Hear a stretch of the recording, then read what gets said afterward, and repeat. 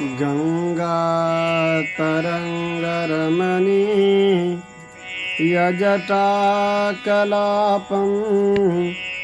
गौरी निरन्तरविभो श्रुतवामभागं नारायणः प्रियमनं गमदापहारं वाराणसीपुरपतिं भज विश्वनाथं सानन्दमानं दवने वसन्तम् आनन्दकन्दं हृतपापबिन्दं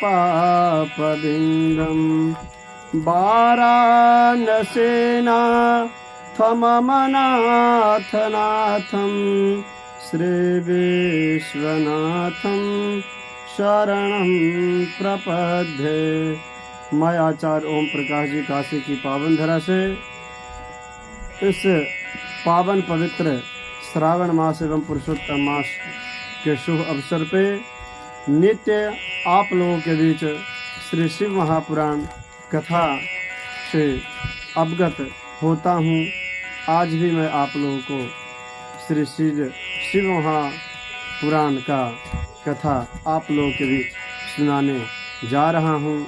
कल की कथा में हमने आप लोगों को लिंग का प्रागट्य और केतकी पुष्प तथा ब्रह्मा को भगवान श्याम सदाशिव ने क्यों श्राप दिया इसके विषय में सुनाया।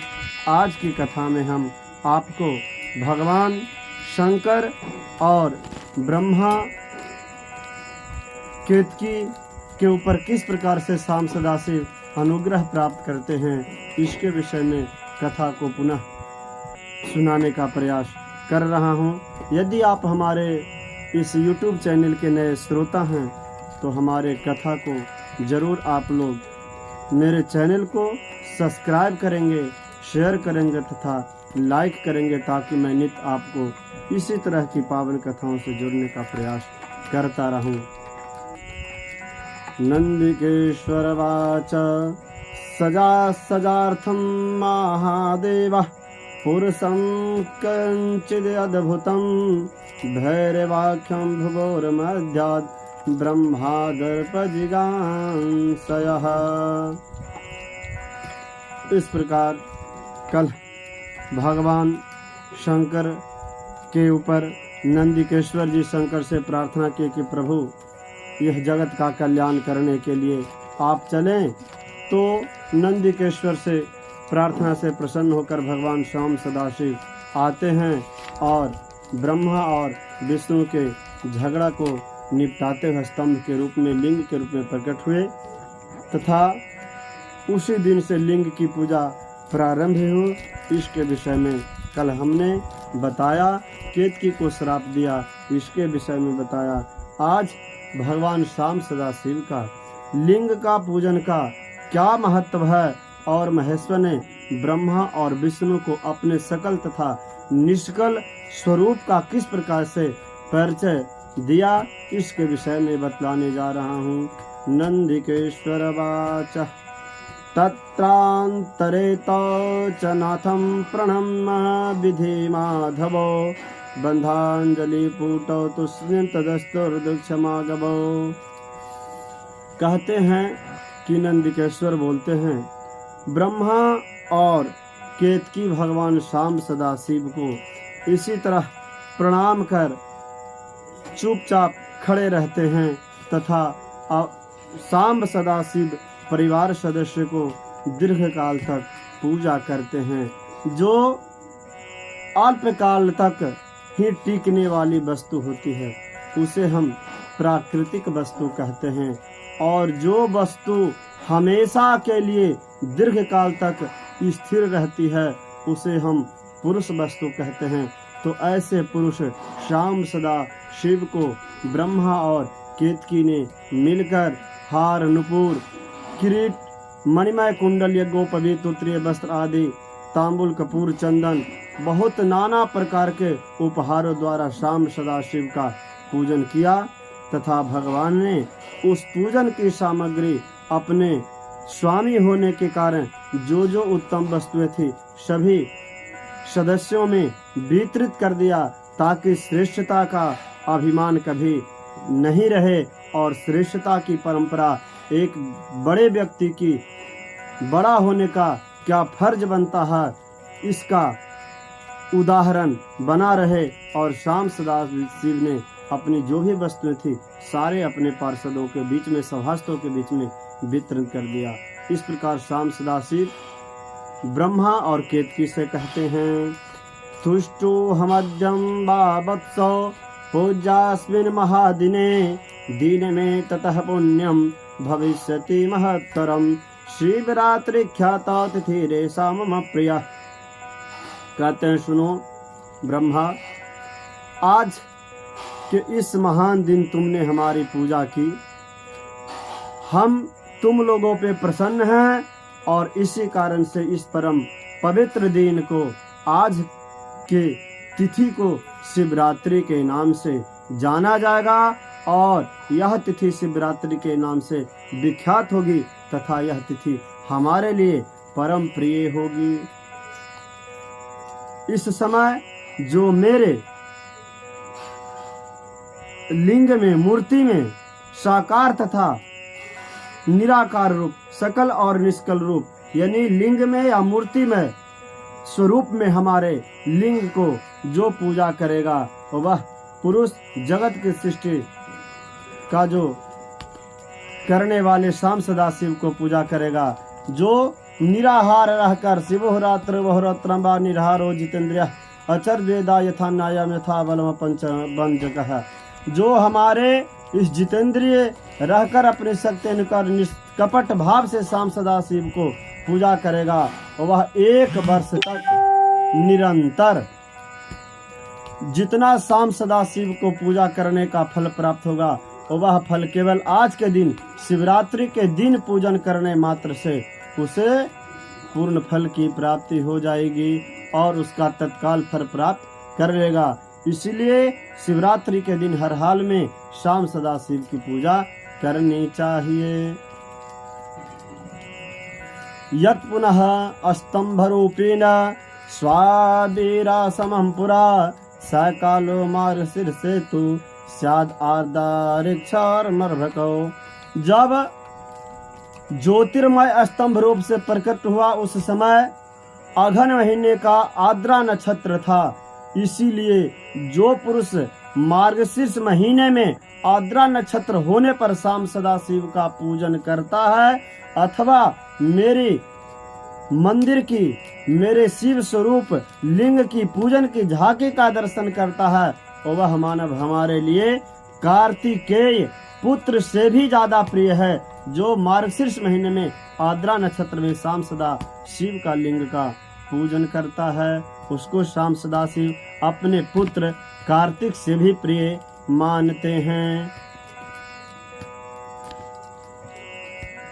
इस रणभूमि में, ब्रह्मा और विष्णु के रणभूमि में जहाँ श्याम सदाशिव प्रकट हुए उस जगह को अनाचल संकासम यदिदम लिंगमुत्थितम अरुणाचलमेत्येव तदिद्यं ख्यातिमीश्वते। श्याम सदाशिव कहते हैं कि अग्नि पहाड़ जैसे जो यह शिवलिंग है, अरुणाचल नाम से यह नगरी प्रसिद्ध होगा तथा अनेक बड़े बड़े तीर्थ प्रकट होंगे। इस स्थान में निवास करने और मरने से भी जो व्यक्ति मरेगा वह मोक्ष को प्राप्त हो जाएगा। भगवान श्याम सदाशिव कर श्याम सदाशिव का पूजन कर मनुष्य सालोक्य, सामीप्य, सारोप्य, सारिष्ट और सायुज इतनी प्रकार की 5 प्रकार की मुक्तियां बतलाई गई है। सालोक्य, सामीप्य, सारोप्य, सारिष्ट और सायुज। जो श्याम सदाशिव को मानव लिंग की पूजा करता है उसे 5 प्रकार की मुक्ति प्राप्त हो जाती है।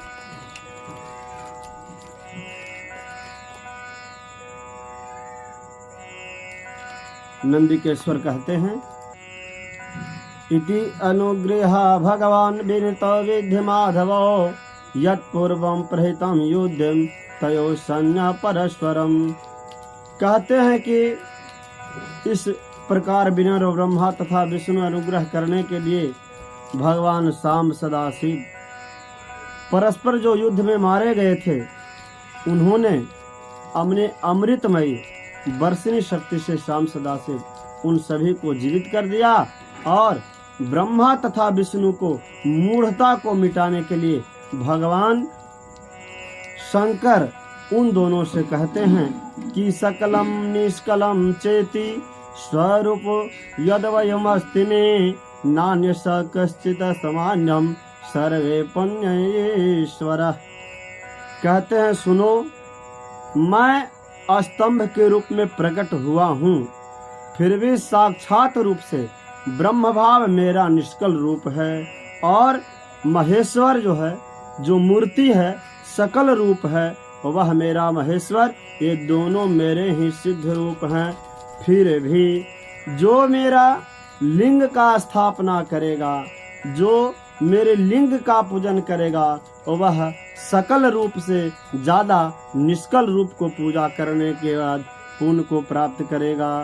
गृहस्थ होने के कारण, तुम्हारे पति प्रेम हो के कारण मैं यह बात बतला रहा हूँ। मैं परब्रह्म हूँ। यह गुण, सगुण और अकल निर्गुण दोनों ही मेरे स्वरूप हैं। ब्रह्म रूप होने के कारण मैं ईश्वर कहलाता हूँ और जीवों पर अनुग्रह करना मेरा कार्य है। हे ब्रह्मा और हे केशव, बृहत और जगत की वृद्धि करने के कारण मैं ब्रह्मा हूँ और पुत्र सर्वत्र रूप से स्थित व्यापक से मैं ही सबका आत्मा माना गया हूँ। यत प्रतिष्ठम ये न मदीयम लिंगमिदृशम तत्र प्रतिष्ठितः सोहम प्रतिष्ठोत पिबस्तको मतस्साम्न एकलिंगस्य अस्थापने फलमीरितं द्वितीये स्थापिते लिंग मद्योकम फलमेव च। शाम सदाशिव कहते हैं कि मेरे एक लिंग की स्थापना करने से व्यक्ति हमारे स्वरूप समानता प्राप्त करता है, वह शिव के समान हो जाता है। और एक के बाद यदि वह मानव दूसरा शिवलिंग का स्थापना कर देता है तो वह उसके फल स्वरूप सायुज्य मोक्ष को प्राप्त कर लेता है। प्रधानतः शिवलिंग की ही स्थापना करनी चाहिए। मूर्ति की स्थापना से ज्यादा महत्व शिवलिंग की स्थापना करने का है, इसीलिए मूर्ति की स्थापना से ज्यादा शिवलिंग का स्थापना करना चाहिए, पूजन करना चाहिए। भगवान आगे की कथा में पंचाक्षर मंत्र की महिमा बतलाते हैं। ब्रह्मा विष्णु ओचतुः सर्गादि पंचकृत सालक्षरम ब्रूहिण प्रभु। शाम सदाशिव से ब्रह्मा और केशव प्रार्थना करते हैं कि प्रभु, हम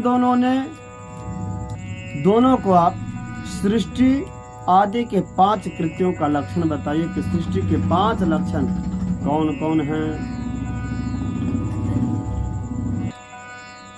भगवान शाम सदाशिव कहते हैं कि सर्ग, स्थिति, संहार, तिरोभाव और अनुग्रह, यह मेरे 5 कृत्य हैं।